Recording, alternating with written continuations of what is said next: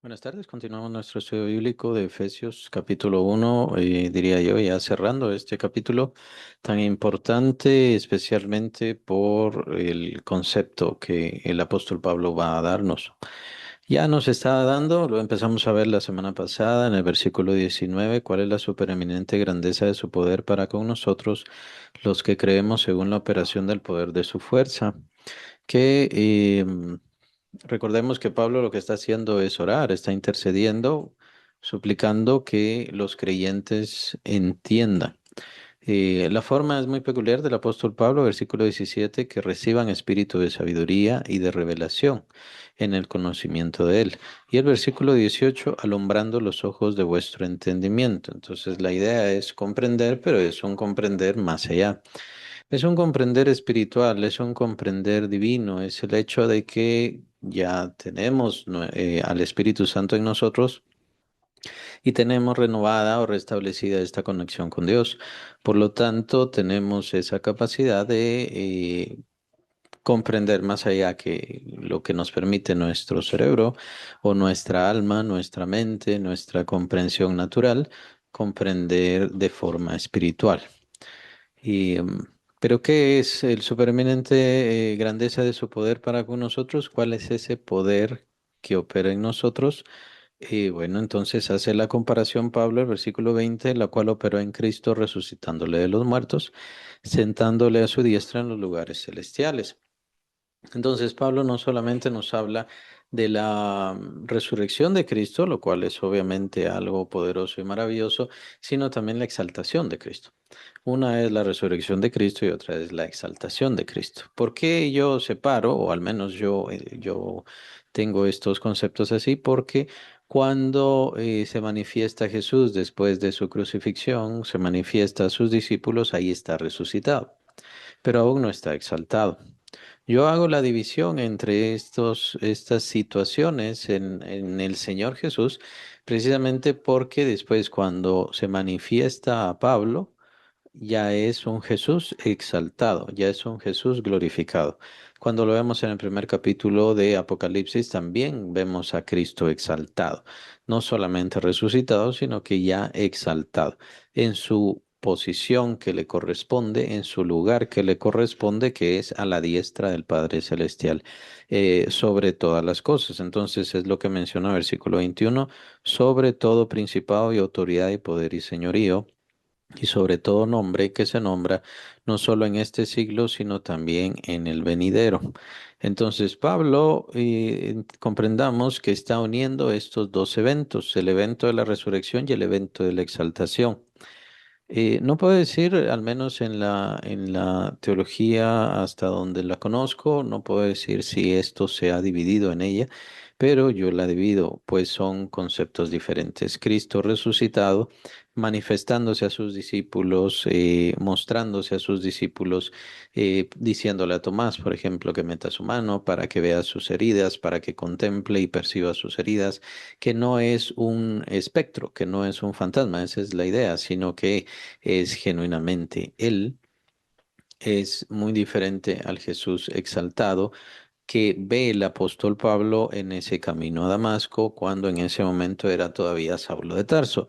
Saulo de Tarso entonces contempla a Jesús exaltado y Jesús exaltado ya incluso brilla con este resplandor mayor que el del sol, de tal manera que Pablo pues quedó ciego esos días, ¿no?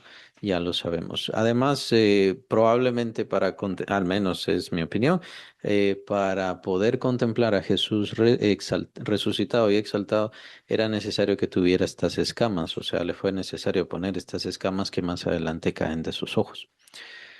Pero es solamente suposiciones con respecto a esto de las escamas. La verdad es que no sabemos por qué sucedió esto de las escamas en sus ojos, pero que más adelante caen y entonces ya logra ver de nuevo.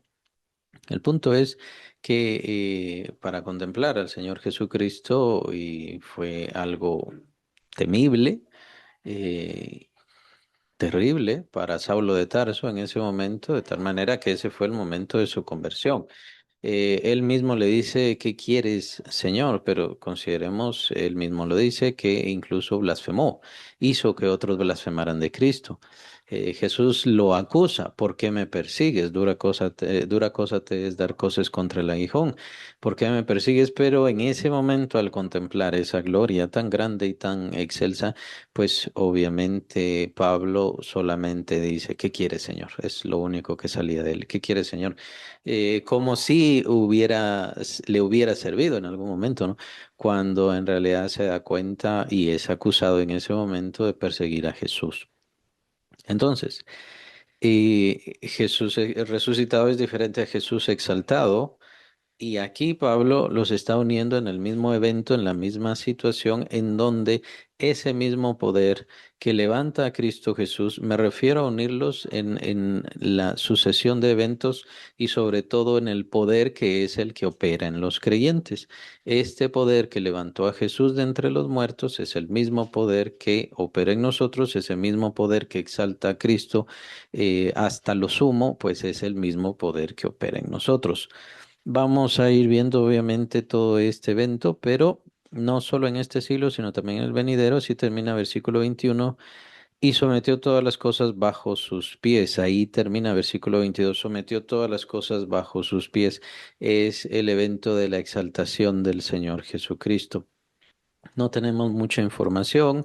Tenemos también aquella muestra donde el Señor Jesús le pide al Padre en oración que le dé aquella gloria que tuvo antes que el mundo fuese. El Señor Jesús le está pidiendo esto y esto es porque Él rinde toda su gloria, Él deja toda su gloria.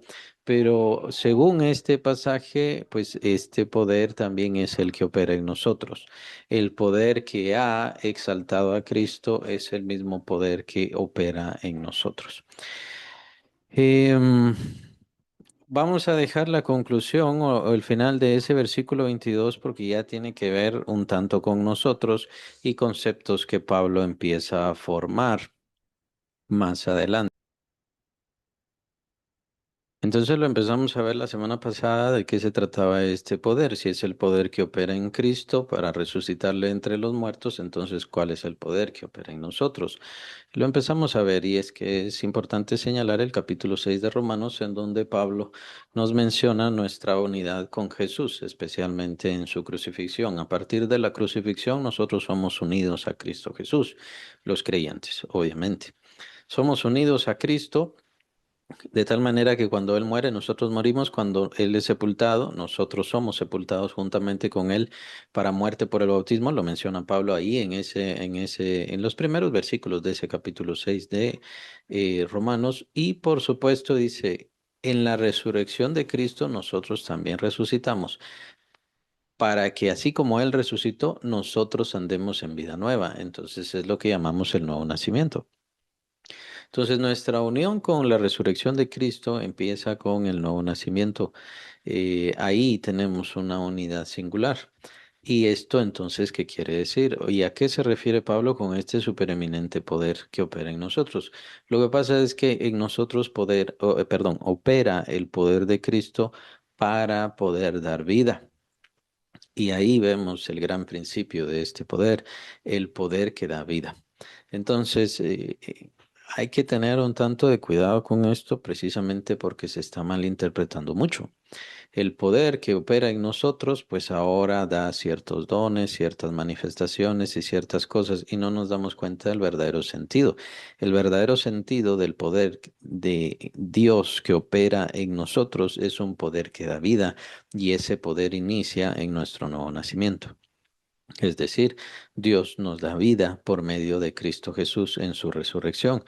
Y nosotros pasamos entonces de muerte a vida. Capítulo 5 de Juan lo expone bastante claro el Señor Jesucristo. Que si vamos a Él, que si escuchamos su palabra, si creemos en Él, entonces pasamos de muerte a vida. Ese es el verdadero poder de Dios. Ese es el poder de Dios que opera en nosotros. En primer lugar, hacia nosotros. Nosotros pasamos de muerte a vida. Antes, sin Cristo, estábamos muertos. De hecho, lo vamos a ver al principio del capítulo 2, muertos en nuestros delitos y pecados. Pero al darse el momento, darse el evento, la manifestación, entonces nosotros pasamos de muerte a vida, lo cual quiere decir que no es una decisión nuestra o un proceso que nosotros elaboramos. Y de hecho, ni siquiera la iglesia. Este es el evento que Dios hace en su Hijo Jesucristo, de tal manera que nosotros estamos en Cristo Jesús, muriendo en la cruz, siendo sepultados en ese lugar de sepultura donde fue puesto Cristo. Y cuando Él resucita, Dios a todos nosotros, sus hijos, nos está resucitando. Ese es el poder. Ese es el poder tan grande que opera en nosotros, de pasarnos de vida, perdón, de muerte a vida. Y no solamente una vida cualquiera, es una vida plena, una vida espiritual y aún más, es una vida eterna. Desde ese momento entonces nosotros ya recibimos la vida eterna. Entonces es a eso a lo que se refiere el apóstol Pablo. El poder que opera en nosotros no se refiere a milagros, aún así esto no queda descartado. Y los milagros son señales, son manifestaciones. Consideremos lo que hace Jesús. Jesús hace sus señales para demostrar, comprobar y asegurar de que Él es quien da vida. ¿Precisamente para qué? Para que creamos que Él es el único que nos puede dar vida y es el único en quien podemos tener vida. Cualquiera que no tiene a Cristo no tiene vida, no tiene la vida y no digamos no tiene la vida eterna. Entonces su vida de por sí ya está muerta, su vida ya está terminada, no tiene existencia. Nosotros andamos como vivos entre muertos, ¿por qué? Porque Cristo vino a nosotros, está en nosotros y nosotros en Él tenemos verdadera y genuina vida. Entonces no es un cambio de vida. Yo era una cosa y entonces cambié a otra. No, no es en ese sentido el cambio, porque en realidad estábamos muertos, estábamos sin vida, no teníamos vida, entonces cambiamos a tener vida.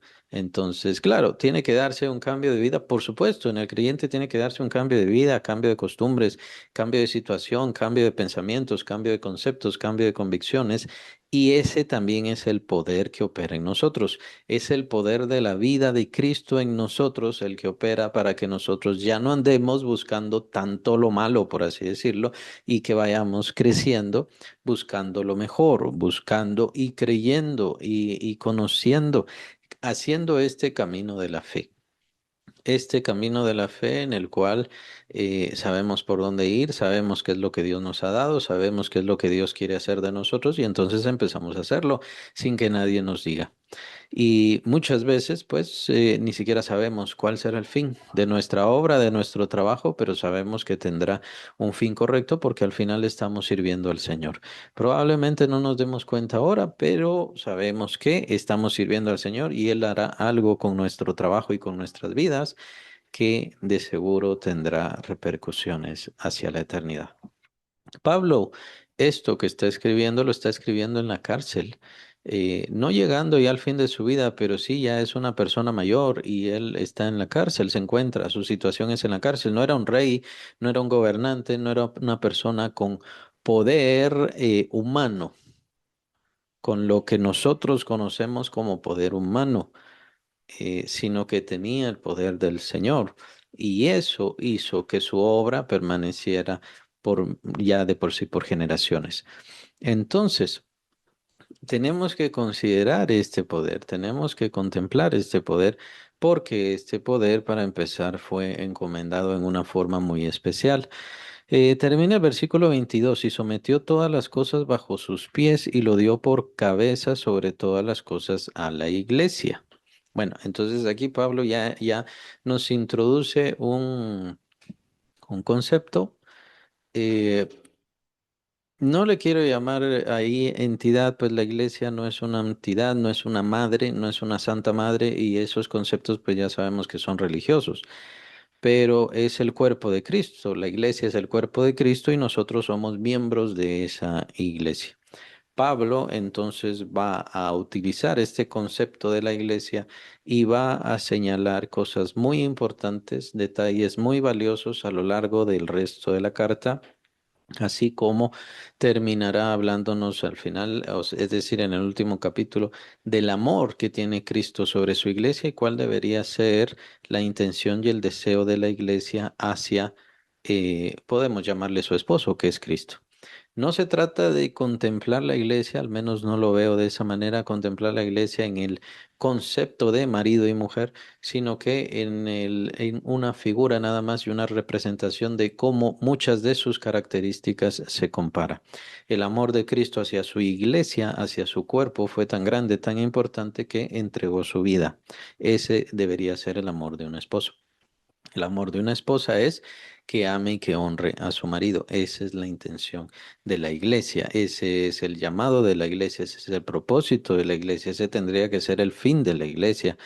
Y Pablo entonces ahora nos habla de un concepto todavía mayor. Bueno, nosotros hemos sido rescatados, tenemos promesa, em, hay una predestinación para nosotros, tenemos herencia también, ya tenemos las arras del Espíritu Santo, pero esto, ¿qué pasa? Que Dios lo que ha hecho es formar una unidad que no es formalmente una personalidad, sino que es un conjunto que somos todos nosotros como iglesia, siendo unidad, el cuerpo de Cristo. Y este cuerpo de Cristo ha sido establecido por Dios, ha sido dado por Dios a la tierra. Obviamente, parte de la iglesia ya está en la presencia del Señor, pero igual sigue siendo la iglesia sigue estando sobre esta tierra. Es a la que Cristo mismo llama las puertas del Hades no prevalecerán contra ella. Tenemos que tener varios conceptos sobre la iglesia y ahora tenemos que entender por qué está este supereminente poder. Porque el supereminente poder de Dios, la fuerza que Dios nos da, es precisamente en función y en operaciones de la iglesia. Y es así como deberíamos entenderlo. ¿Por qué? Porque es la iglesia la que ha recibido autoridad. Ha recibido autoridad, ¿por qué? Porque es el cuerpo de Cristo y lo dio por cabeza sobre todas las cosas a la iglesia, la cual es su cuerpo, la plenitud de aquel que todo lo llena en todo. Entonces, la iglesia es parte de la operación del poder de Dios en nosotros, es que la iglesia se ha unido a Dios mismo. Y es el concepto del versículo 23, aquel que todo lo llena en todo. Esto es unirse a Cristo Jesús exaltado, Jesús glorificado. Entonces, esto es parte de la grandeza del poder de Dios. El poder de Dios que ha operado en nosotros es que nos ha unido a Cristo Jesús por medio de esto, nos ha unido a la iglesia, ahora somos miembros de la iglesia y es por eso que el poder de Dios opera en nosotros. Debido a esto tenemos el poder de la vida que no solamente tiene que ver con nosotros en nuestro nuevo nacimiento, esa es la forma individual como vemos el poder de Dios, particular como vemos el poder de Dios y este poder va operando todos los días. No me refiero a que vamos naciendo todos los días, sino que la presencia de la vida de Dios en nuestro ser va manifestándose todos los días, obviamente, si nosotros lo queremos y si nosotros se lo permitimos. Es decir, creo que aquí entonces tenemos que empezar a considerar los problemas de los creyentes en donde no tienen fe, en donde no aplican su fe, en donde no caminan en fe, porque todo esto ya está hecho. No necesitamos nuevas revelaciones, no necesitamos nuevas manifestaciones, no necesitamos super siervos, no necesitamos super ungidos, no necesitamos absolutamente nada. Solamente consideren ese término, ungido, ¿no? Que se usa mucho ahora. La unción implica a Cristo Jesús, es decir, Jesús es el ungido, por eso es que es Jesús el Cristo. Jesús es el ungido, Cristo significa ungido. Cuando nosotros le llamamos a otra persona ungido, le estamos diciendo Cristo o le estamos diciendo Mesías, porque son la misma palabra y son el mismo concepto. Entonces, consideremos eso, los errores que existen ahora en la iglesia. Hay muchos, este es apenas uno. Hay muchos errores. Al decir a una persona, usted es ungida, le estamos diciendo, usted es Cristo. Claro, es cierto que en nuestra mente no se nos ocurre o no sabemos, no entendemos y no lo estamos aplicando como que fuera un anticristo, pero es parte del desconocimiento, es parte de lo incoherente que existe ahora. El hecho de llamar a otras personas Cristo por decirles ungido. Ungidos somos todos. Todos los que tenemos el Espíritu Santo ya fuimos ungidos, dice el apóstol Juan. Vosotros tenéis la unción del Santo y por eso conocéis todas las cosas. No necesito más unciones. Todo eso es incorrecto. No necesito más unciones si ya tengo el Espíritu Santo. ¿Para qué necesito que me unjan más? ¿Para qué necesito recibir más? ¿Para qué necesito alcanzar más? Lo que necesito es empezar a caminar en estos principios de fe y de seguridad. Pablo nos va a ir dando varios principios, pero aquí lo que quiere Pablo es que entendamos lo contundente, lo importante y lo valioso que es la iglesia, así como obviamente Cristo Jesús exaltado. Si Cristo Jesús exaltado, pero juntamente con Cristo fue exaltada también su iglesia.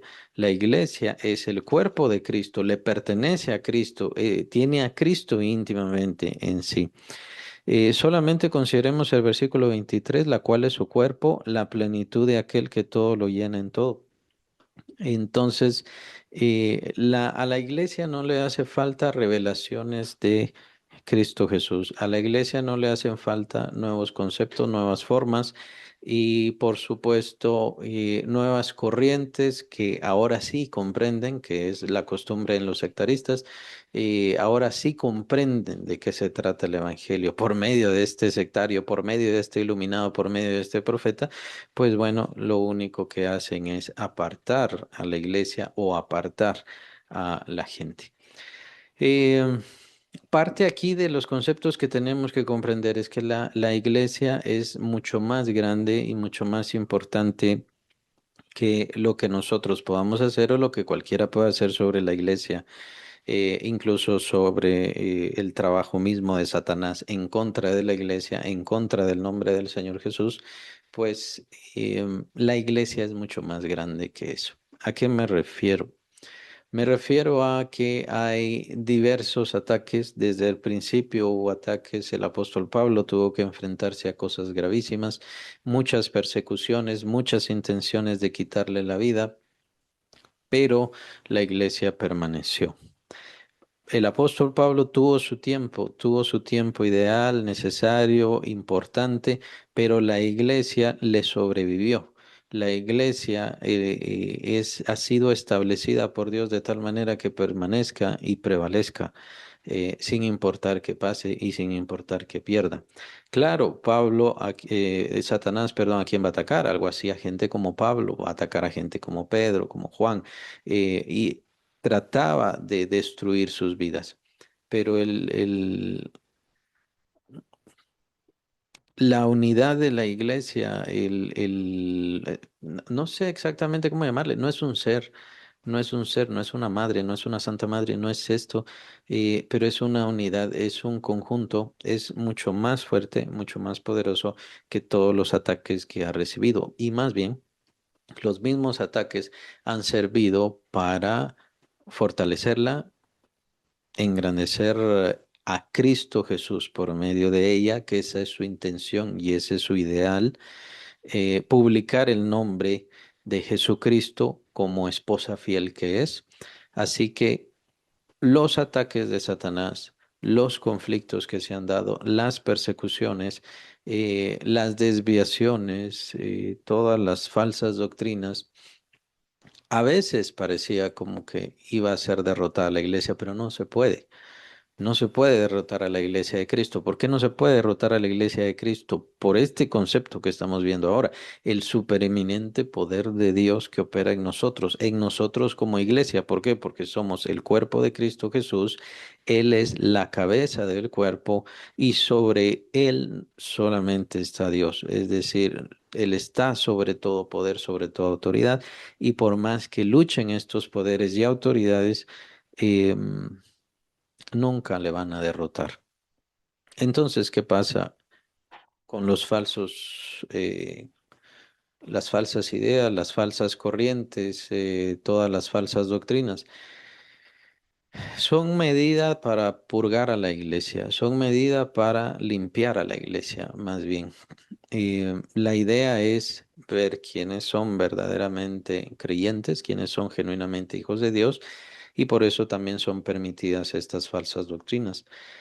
Son permitidas para que los verdaderos creyentes se purifiquen, mejoren, crezcan, se desarrollen, pero por supuesto aquellos que no son verdaderos creyentes entonces se apartan. Este proceso puede llegar a ser tan grave como lo vemos precisamente en el mensaje a las iglesias y lo que estábamos viendo también antes con respecto a esta iglesia de Éfeso. La iglesia de Éfeso empezó muy bien, querían mucho conocimiento, recibieron mucho de Pablo, recibieron mucho de Juan, tuvieron grandes obispos también ahí que operaron.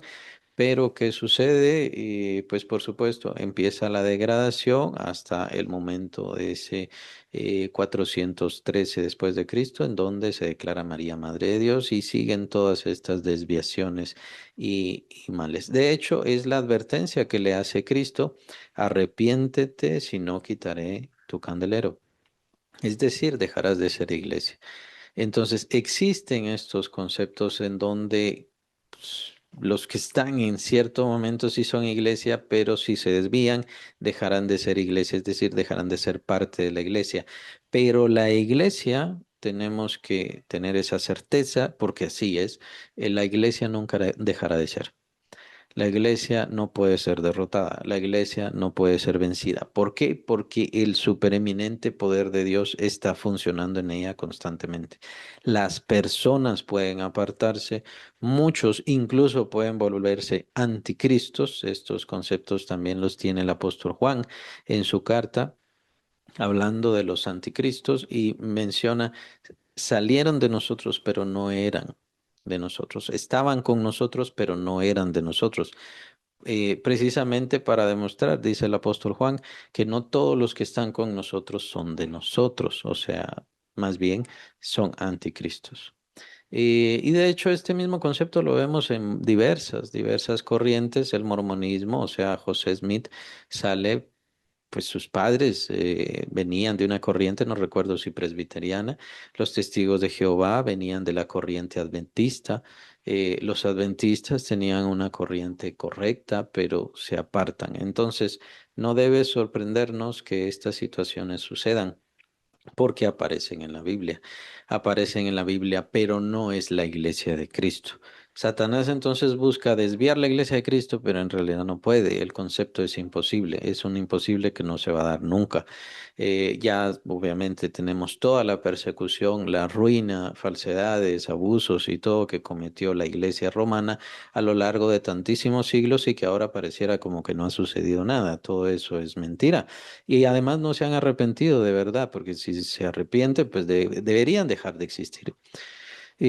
Toda esa calamidad y esa sangre y esa destrucción que se pretendió hacer sobre la iglesia del Señor Jesucristo, pues en realidad solamente sirvió para hacer más fértil la iglesia de Cristo y que más vinieran al Señor Jesucristo. Es decir, al contemplar la fe de los creyentes, aún perdiendo hasta la misma vida y de formas espantosas, lo que hace es, no sé, avivar, hacer más fuerte el poder, darles más ánimo a los otros para que se entreguen a Cristo Jesús.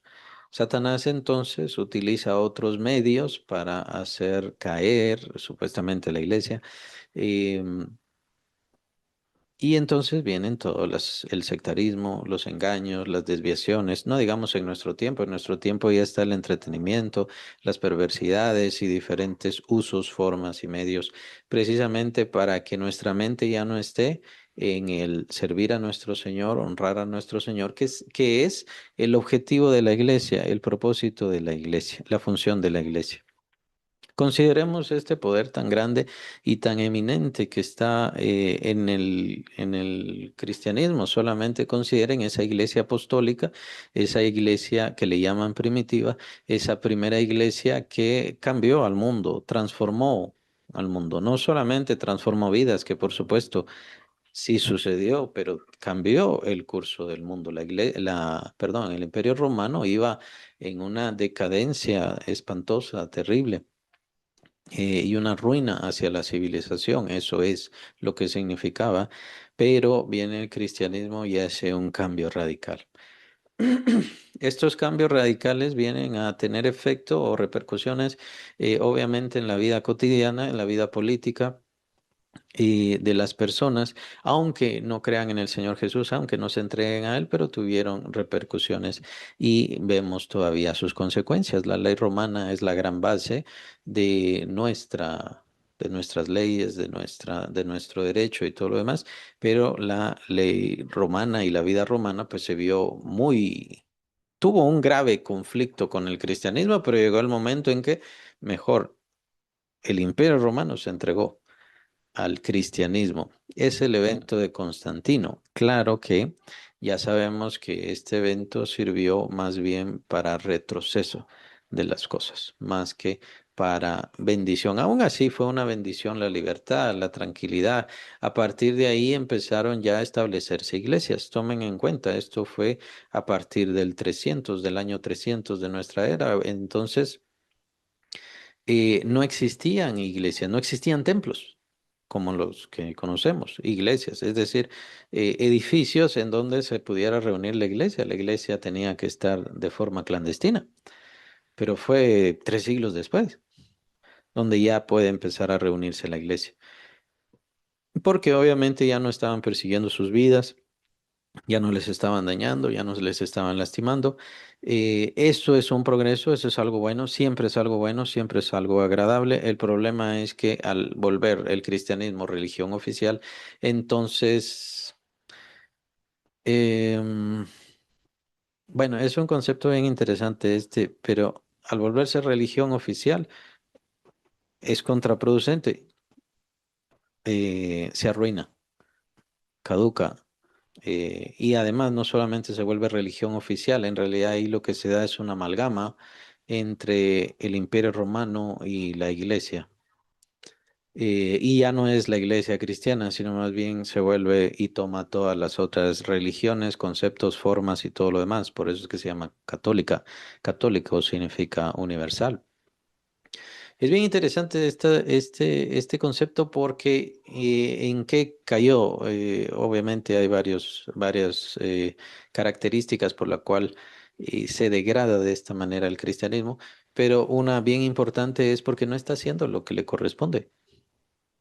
La iglesia no debe reinar. La iglesia nunca debe reinar. No se trata de eso. La iglesia tiene que dar el mensaje, tiene que honrar al Salvador, tiene que dedicarse a seguir esparciendo la semilla. Eso es su función, es la función, la gran comisión, obviamente, capítulo 28 de Mateo. Esa es su función. Cuando la iglesia entonces se aparta de esas funciones, se vuelve una institución. Cuando se vuelve una institución, entonces caduca, se arruina, está apartándose del sentido. Y aquí lo vamos a ver en esta carta más adelante, bien podemos decir el sentido de su esposo. De aquí en adelante vamos a ver cómo figura precisamente eso, pero tomen en cuenta que aquí lo que nos dice estos versículos finales no solamente es que no debemos solamente comprender a Jesús como el esposo, la iglesia como la esposa, sino que aquí debemos ver esta unidad tan grande en otra figura, en la figura que Jesús es la cabeza y la iglesia es el cuerpo. Entonces, estas dos figuras están en la misma carta. Por eso es que yo concluyo que no se trata que veamos a la iglesia como una entidad junto con Dios, por así decirlo, o que se ha unido a Dios, la Santa Madre Iglesia o algo así como le llaman, ¿no? No se trata de eso, verle una entidad, sino más bien es un conjunto de individuos. Somos todos nosotros los creyentes, los que hemos recibido el Espíritu Santo. Ya vimos todo el listado de bendiciones que nos da el apóstol Pablo en este capítulo. Es eso, ellos son los creyentes. Es decir, quien no crea, quien no tenga esa convicción, que no tenga esos conceptos, entonces bien se puede decir que no es creyente. ¿Cuáles conceptos? Todo el listado que hemos visto hasta este capítulo, todas esas bendiciones, la predestinación, la herencia, el Espíritu Santo, que fuimos hechos para alabanza de la gloria de Dios, de la gracia de Dios. Quien no tenga esas convicciones, pues básicamente no es creyente. Pero el ser creyente significa que fui integrado al cuerpo de Cristo y Cristo Jesús es la cabeza. Eso quiere decir que estoy unido integralmente a Cristo. Por lo tanto, tengo que seguir haciendo las cosas que Él quiere y simplemente esperar y confiar que Él va a hacer las cosas. Esto es lo que muchos creyentes no hacen y por eso caen en las tentaciones que Satanás le presenta a Cristo Jesús. Satanás le presenta esta última tentación a Jesús, es bien importante, diría yo tal vez de las más importantes. Eh, Satanás le presenta todos los gobiernos, todas las riquezas, toda la importancia de lo que tiene el ser humano y de lo que ha logrado el ser humano y le dice a Jesús, todo esto te daré si postrado me adorares. Entonces era una forma fácil. Jesús obviamente era rey y Jesús obviamente iba a gobernar, no solamente sobre los gobiernos del mundo, sino sobre todas las cosas iba a gobernar. Pero en ese momento la idea era fácil. Satanás no le estaba pidiendo, vete a la cruz. Satanás no le estaba pidiendo, sométete hasta la muerte. Lo único que tienes que hacer es, postrado, adórame. Eso es lo único que tiene que hacer.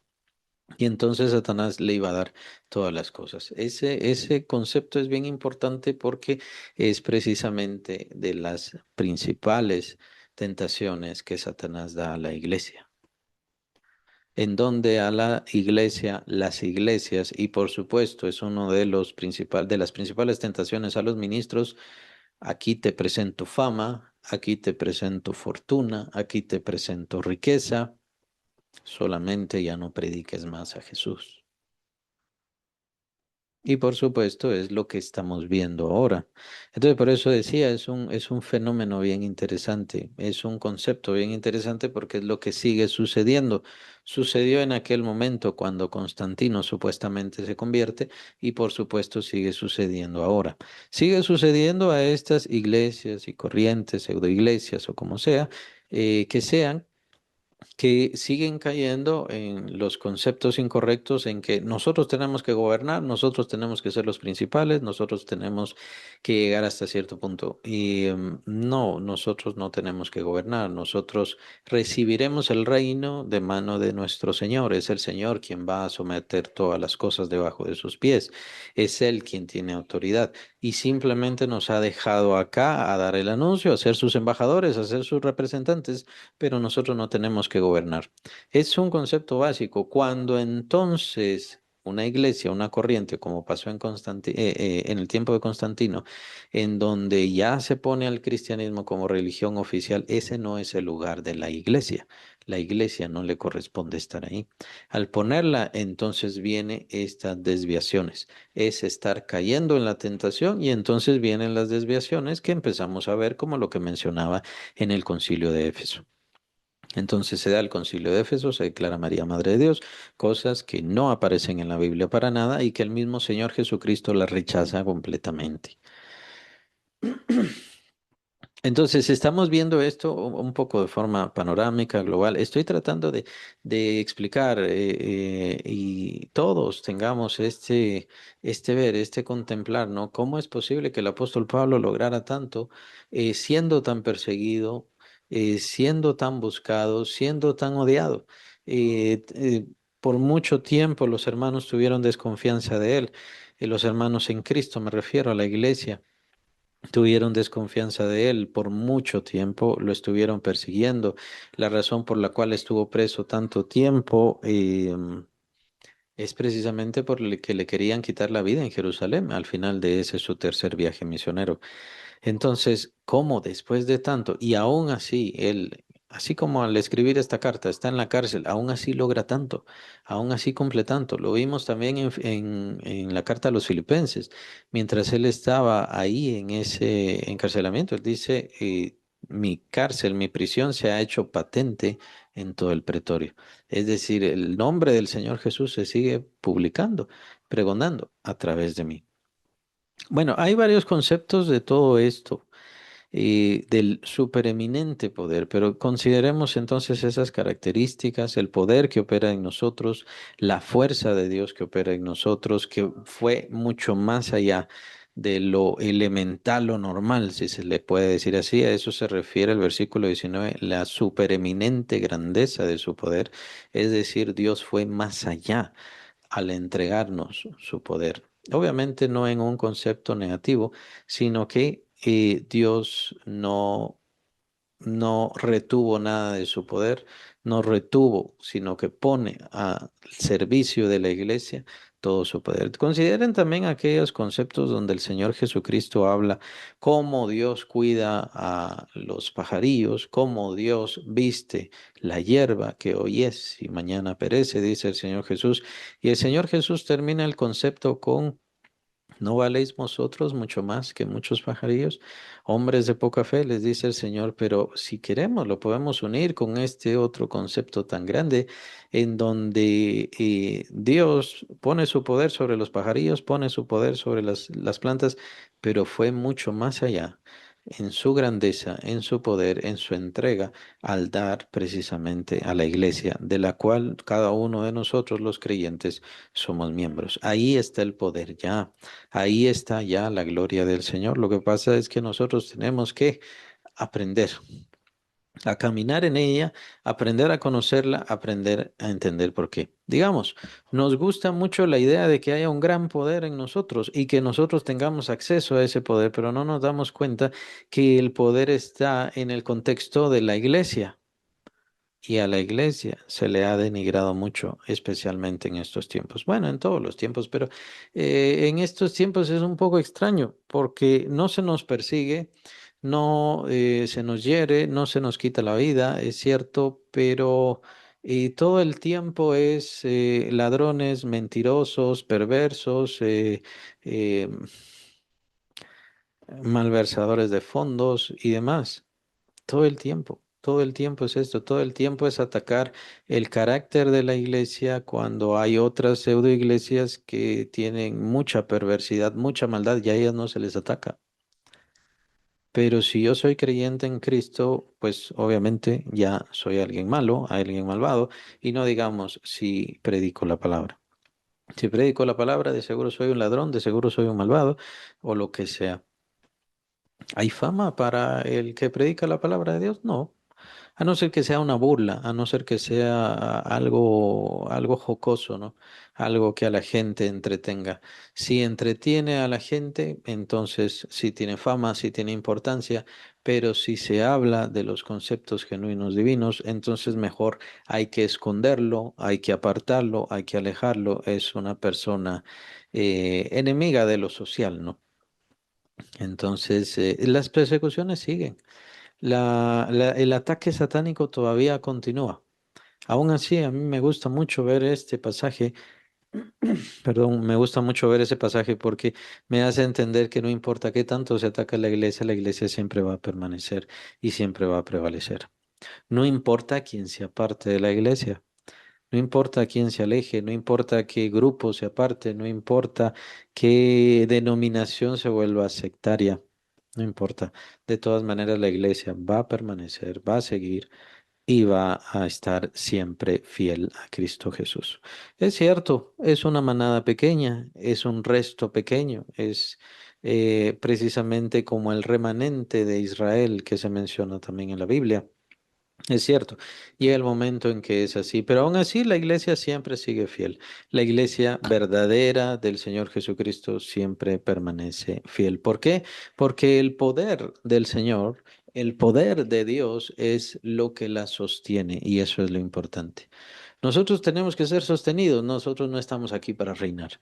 Nosotros tenemos que dar el mensaje, no tenemos que dirigir y determinar cómo van las cosas. Aún así, el poder que opera en nosotros cambia, transforma la vida. De hecho, es gracias a la iglesia que existe la educación, es gracias a la iglesia que se ha dado la importancia de la educación. Aún hasta nuestros días, grandes universidades, importantes universidades existen o iniciaron gracias a precisamente la enseñanza necesaria a los pastores. Por eso, de ahí surgieron hace varios siglos, de ahí surgieron muchas de las universidades importantes que existen ahora. Especialmente también tenemos esta nación, que aunque obviamente no es que toda la nación fuera cristiana, ya saben, ¿no? Aquella, eh, la nación estadounidense, fue formada en, con algunas bases cristianas. Fue formada de creyentes que fueron perseguidos. Lastimosamente, como no todo es perfecto en este mundo, pues esta situación tampoco fue perfecta. Hubo esclavitud, hubo discriminación y sigue existiendo el racismo y discriminación. Por supuesto, es entendible. Pues obviamente no fue perfecta. Aún así, en los pocos elementos o muchos o más o menos elementos que tuvo de seguridad y de certeza como nación cristiana establecida, pues obviamente hubo un gran cambio en ella. Hubo un cambio de tal manera que Dios le bendijo con riquezas, inteligencia, sabiduría, conocimientos y demás. Dios sobreabundó en importancia en ella. Además, por supuesto, diría yo, el gran elemento importante en esa nación es que se dedicaron a ser misioneros.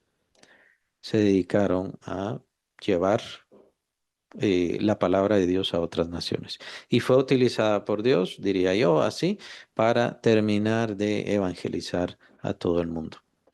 Entonces, sí, fue una nación muy importante. No digo que ya no sea una nación muy importante, pero está obviamente en mucha decadencia porque ha perdido mucha de su visión, muchos de sus conceptos los ha perdido también. Pero consideremos, evaluemos, tomemos en cuenta esto. Dios ha permitido muchas bendiciones en ese lugar, Dios ha dejado pasar muchos males también, ha perdonado muchas cosas precisamente para mostrar las riquezas de su gracia, las riquezas de su grandeza. Nuevamente, no estamos en un mundo ideal, ¿no? No estamos en un mundo perfecto y siempre hay cosas malas, siempre hay situaciones terribles, cosas incoherentes, cosas que no convienen. Aún así, el Señor siempre opera, el Señor siempre busca transformar. Y la verdadera iglesia de Cristo Jesús no es racista, no es clasista, no es elitista. La verdadera iglesia de Cristo, la verdadera iglesia de Cristo siempre ha buscado la unidad entre los creyentes y ha reconocido esta unidad que tenemos todos con nuestro Señor Jesucristo mismo, el Señor Jesucristo resucitado. Así que de ahí ya podemos empezar a definir, bueno, qué es iglesia y qué no es iglesia. Empezamos a ver, veo una iglesia racista, esa no es iglesia. Pero sí se les puede hacer el llamado y el Espíritu Santo les sigue haciendo el llamado. Cambien su forma de ser, no solamente las iglesias, sino cada uno que se llama de Cristo, piensa que es de Cristo. Y digo, piensa que es de Cristo porque si tiene racismo en su corazón, bueno, él creo que no está dejando que el Espíritu Santo trabaje en su vida y creo que no comprende los conceptos bíblicos. De hecho, sobre esto vamos a ver que habla mucho esta carta. Tiene conceptos bien importantes esta carta sobre las diferencias entre los seres humanos, que en Cristo Jesús ya todas esas barreras han sido deshechas, han sido destruidas. Es parte de no caminar en el poder y en la entereza de iglesia que tiene o de creyentes que tienen y que hemos recibido como hijos del Señor, transformados por la sangre del Señor Jesucristo. Es decir, ¿a qué voy? Creo que ya al tener algunos ejemplos nada más de la grandeza del poder que opera en nosotros, debemos entonces preguntarnos, o la pregunta más lógica es, ¿por qué se ha perdido este poder o por qué no lo vemos? Bueno, en primer lugar, porque no se ha perdido. Hay que componer eso. El poder no se ha perdido. Si el poder se pierde es porque dejó de estar la iglesia sobre la tierra. Entonces, si la iglesia todavía continúa acá en esta tierra, es porque el poder de Dios todavía continúa acá en este lugar. Pero entonces la pregunta lógica es, ¿por qué entonces la iglesia no opera en ese poder o no manifiesta ese poder? Bueno, porque ha perdido muchas de sus direcciones, porque ha cambiado muchas de sus formas, porque no logra comprender todos los conceptos de lo que es, de lo que, para qué es, o por qué existe, por qué está sobre esta tierra. Una de ellas mencionaba, hay muchos han caído, siguen cayendo y supongo que seguirán cayendo en esa última tentación que hace Satanás a Cristo. Esa última tentación de te doy dinero, te doy fama, te doy importancia, te doy poder, te doy renombre. Eso les encanta bastante. Te doy poder. Aquí está el poder. Bueno, entonces vas a trastornar el evangelio. Y a veces, bueno, empiezan a trastornar el evangelio y ya viene el poder después, porque no necesitan hacer un trato. Satanás simplemente se los da porque sí. Viene la fama, viene la importancia y todo lo demás. No malentendamos esto, los apóstoles eran famosos, los apóstoles sí eran famosos, pero el mismo apóstol Pablo dice, Dios nos ha puesto a nosotros como la escoria del mundo. Nosotros somos para mofa, dice el apóstol Pablo. El hecho entonces de que el mundo nos vea no quiere decir que tenemos que hacernos a los favores del mundo, a la forma del mundo o al deseo del mundo, más bien todo lo contrario. Cristo Jesús era muy conocido, era muy famoso, pero de hecho el mundo no lo pudo soportar. Es decir, la religión de su tiempo, las personas importantes de su tiempo no lo pudieron soportar o sufrir, también es el concepto. Entonces, aunque un creyente o aunque una iglesia tenga fama, tenga poder, tenga importancia, es importante que la iglesia no se haga al mundo, sino que el mundo se haga a la iglesia. Y claro, comprendemos de que todo el mundo no será salvo. Eso es un concepto básico que tenemos que entender y tenemos que aceptar. Todo el mundo no se va a convertir. La mitad del mundo no se va a convertir. Van a ser menos los que se van a convertir. Así que hay que hacer el trabajo, hay que seguir adelante, hay que esforzarse. Pero Pablo entonces nos da varios conceptos, varios conceptos. Aquí vemos uno muy importante. Se nos olvida que hay una unidad entre Cristo y su iglesia. Una unidad que es como la unidad del cuerpo y la cabeza. A veces las iglesias o los creyentes o el grupo de creyentes pretende hacerse como la cabeza, cuando la cabeza es Cristo. No es la iglesia la cabeza. Y entonces cuando empiezan a darse este tipo de errores, empieza a fallar, empieza a cambiar. No podemos hacer cosas en contra de lo que dice Cristo o aparte de lo que dice Cristo porque entonces dejamos de ser esa parte integral de su cuerpo o miembros de su cuerpo. Entonces, tenemos esa unidad. Estoy cumpliendo los propósitos del Señor, estoy buscando, estoy anhelando cuál es el plan del Señor en mi vida. Bueno, si simplemente no tiene esa unidad, si simplemente no comprende esa unidad, si ni siquiera comprende que tiene que ser parte de una iglesia local, miembro de una iglesia local, si ni siquiera comprende eso, usted no tiene unidad con Cristo. No quiero decir necesariamente que no sea creyente, aunque revísese su fe, especialmente cuánto tiempo lleva de esta manera. Revísese bastante seriamente su fe, porque no somos creyentes porque se me ocurrió. Y creo en Jesús porque es la persona más humilde, es la persona más bondadosa que ha existido sobre la tierra. Entonces me parece agradable el concepto de Cristo. Entonces yo por eso creo en Él. Eso no es ser creyente. Ser creyente es ser unido a la iglesia de Él, ser parte del cuerpo de Él. Precisamente por recibir al Espíritu Santo, y ya lo hablé al principio, lo vimos la semana pasada, significa pasar de muerte a vida. Significa pasar que ahora sí tengo vida, pasar de esa situación arruinada, individual, egoísta y miserable y entonces ahora ser parte de la iglesia del Señor. Al ser parte de la iglesia del Señor, no se anula la individualidad, no se anula el yo personal, más bien yo me hago uno con Cristo Jesús. Entonces, todo esto es bien importante. No se trata de unirse a la iglesia en una forma sin inteligencia, sin conceptos, sin comprensión, sino más bien comprender de qué se trata la iglesia, qué es la iglesia y cuál es la importancia de la iglesia y ahora precisamente lo estamos viendo. La única unidad que posee el poder de Dios y la grandeza de Dios y la importancia de Dios es precisamente la iglesia. Consideremos también la importancia de la iglesia de tal manera que es la única razón por la cual la historia humana todavía existe. Tomemos en cuenta que el ser humano no ha logrado y no logrará hacer nada más de lo que ya ha hecho. Y lo que está haciendo es nada más llenar la tierra y supuestamente sojuzgarla, aunque la está sojuzgando mal. ¿Por qué uso este concepto? Porque es lo que Dios les dice en los primeros capítulos de Génesis. Dios le dice al hombre, llenad la tierra, fructificad y multiplicaos, llenad la tierra y sojuzgadla. Entonces la idea era que llenaran la tierra, eso es lo que el hombre ya está haciendo, por supuesto, y sojuzguen la tierra, sojuzgadla, o sea, juzguenla, dirígenla, administrenla, y obviamente el hombre lo está haciendo mal.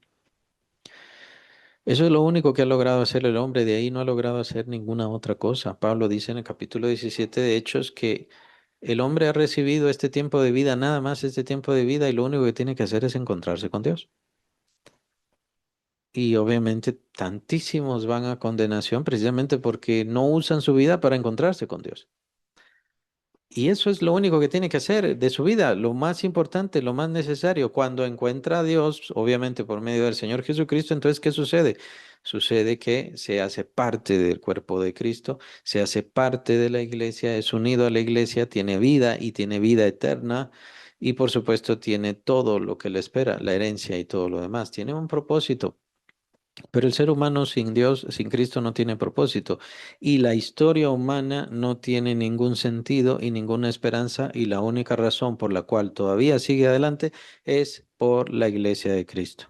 Lo menciona el Señor en Apocalipsis, en donde Él dice, esperen hasta que el tiempo de vuestros hermanos se cumpla, hasta que todos entren, todos los escogidos, todos los que tienen que estar en el reino, vengan al reino. Eso es lo único que se está esperando.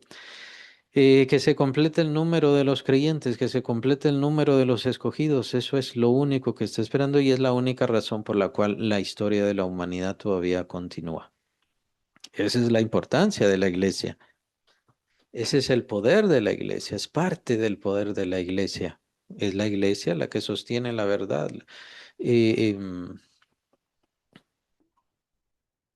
Bueno, en otra parte dice Pablo que la iglesia es el baluarte de la verdad, es decir, la única que defiende la verdad y la única que tiene la verdad, la iglesia del Señor Jesucristo. A veces pareciera, obviamente, que la voz de la iglesia está detenida, acallada, opacada, pero aún así la iglesia siempre persiste. Aún sin importar qué tantos falsos conceptos, intenciones, qué malos propósitos se tenga, y aunque pareciera que la iglesia ya no tiene mayor voz sobre el mundo, aún así la iglesia en estos tiempos que vivimos está dispersa en todo el mundo. Y uno, dos, tres pueden hacer una gran diferencia. Si tan solo toman los conceptos genuinos bíblicos, empezando por esta convicción de grandeza, porque cada creyente ha sido llamado a una grandeza excelsa. Pero no lo creemos, ¿no? No lo vivimos, no lo captamos. A veces nos quedamos simplemente con nuestra vida y bueno, ya creo en Cristo. Y, y vemos a Cristo como este consuelo. em, Porque a veces no estamos muy contentos con nuestra vida. Bueno, cuando debería ser al revés. Y el sentido de nuestra vida es que somos creyentes. El sentido de nuestra vida es que Cristo está en nosotros. El sentido de nuestra existencia y de hecho la única razón por la cual nosotros estamos vivos y la verdad de que estemos vivos es gracias a Cristo Jesús. Todo lo que pasa en este mundo y nuestra vida humana que tenemos que vivirla y tenemos que atravesarla naturalmente como cualquiera, pues toma genuino sentido y tiene verdadera razón por medio de Cristo Jesús. Y eso es lo que tiene que entender un verdadero creyente. Todo lo que voy a vivir tiene que estar unido a Cristo y tiene que estar sometido a prueba, a la luz del concepto de Cristo Jesús, la idea de Cristo Jesús, las convicciones de Cristo Jesús. Así que voy a vivir mi trabajo, mis estudios, mi familia y todo lo demás, pero sometido a prueba bajo esta lupa tan importante que es Cristo Jesús. Así que mi convicción se debe hacer más grande, más importante, más maravillosa y es parte precisamente de esta oración y de esta petición que está haciendo Pablo al Padre Celestial. La idea de que los creyentes necesitan comprender la importancia del ser creyente, del ser hijo de Dios, que todavía no han logrado entender. La importancia de la iglesia sobre la tierra, que todavía no han logrado entender. Si lo lograran entender, entonces la iglesia sería diferente y el mundo sería diferente y tendría gran cambio. Y tal vez no necesariamente para bien, sino un cambio para que Cristo ya venga. Tomen en cuenta que ahora la iglesia de Cristo Jesús está mucho más dispersa sobre toda la tierra que en los tiempos de Pablo, o que nunca antes, bien podemos decirlo así. Es por eso que a veces nosotros seguimos teniendo estos conceptos de las personas importantes, de las personas sobresalientes y que se necesita una persona sobresaliente. Es que no se necesita una persona sobresaliente, sino que la persona sobresaliente ya es la iglesia que está dispersa en todo el mundo. Por lo tanto, lo que se necesita es que la iglesia en todo el mundo cumpla su propósito y esté cumpliendo su función y su misión. Y si la cumple, entonces más rápido vendrá nuestro Señor Jesucristo. Estaríamos acelerando la venida de Cristo ya sabiendo muy bien qué significa eso. Bien lo dice el Señor Jesús, será tiempo de tribulación cuando venga el Hijo de Dios. Entonces, a eso me refiero, no necesariamente nos va a parecer bueno. No quiero hablar de una forma utópica o en una ilusión incorrecta, ¿no? Si toda la iglesia hiciéramos algo, entonces este mundo sería maravilloso. Es que no estamos cambiando el mundo, estamos buscando a los creyentes, estamos buscando a los escogidos y este número se está reduciendo cada vez más, cada vez más.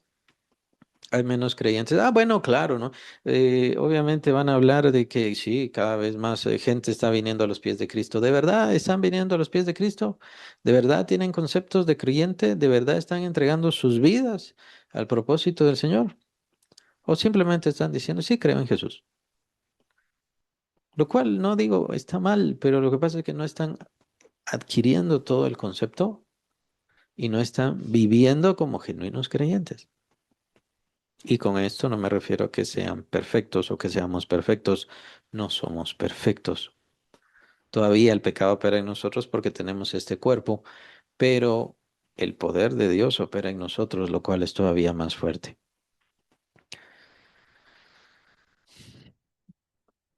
Son conceptos muy grandes y son conceptos muy importantes.